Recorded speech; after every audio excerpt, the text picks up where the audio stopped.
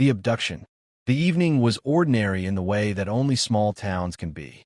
The sun dipped low beyond the horizon, spilling streaks of crimson and gold across the wide Texas sky.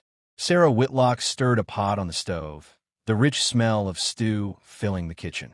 Outside, through the open window, she could hear her children laughing.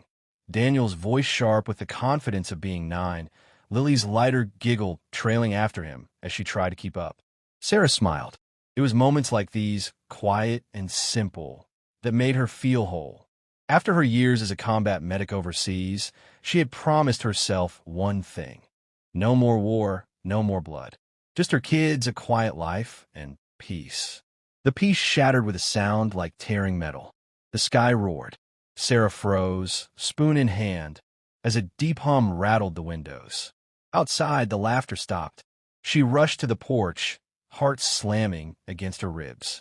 Above the fields, the clouds boiled away, revealing a shape too massive to comprehend. A ship, black and glistening, blotting out the stars.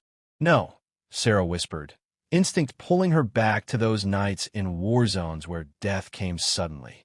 A beam of light stabbed down from the craft, engulfing her children in its brilliance. Daniel screamed.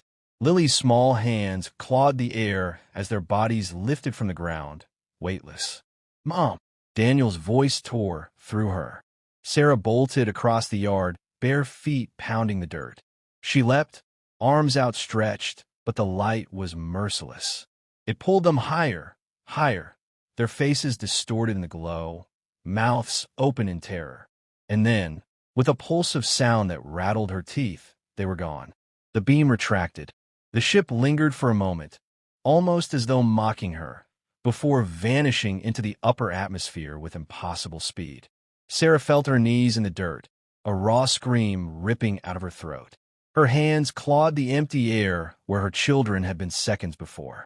Tears blurred her vision, hot and furious. But beneath the grief, something older stirred, something the war had carved into her bones. She forced herself to breathe, to think. Panicking wouldn't bring them back. She had seen death before, but this was theft. Her children were alive, and someone had stolen them. Sarah rose to her feet, trembling but steady. The stew still simmered on the stove. The laughter was gone, replaced by the drone of cicadas in the trees. She walked back inside, her face set like stone, and reached for the drawer under the counter. Her hands closed around the cold metal of her father's old revolver. She hadn't fired it in years, but the weight was familiar, grounding. "They took my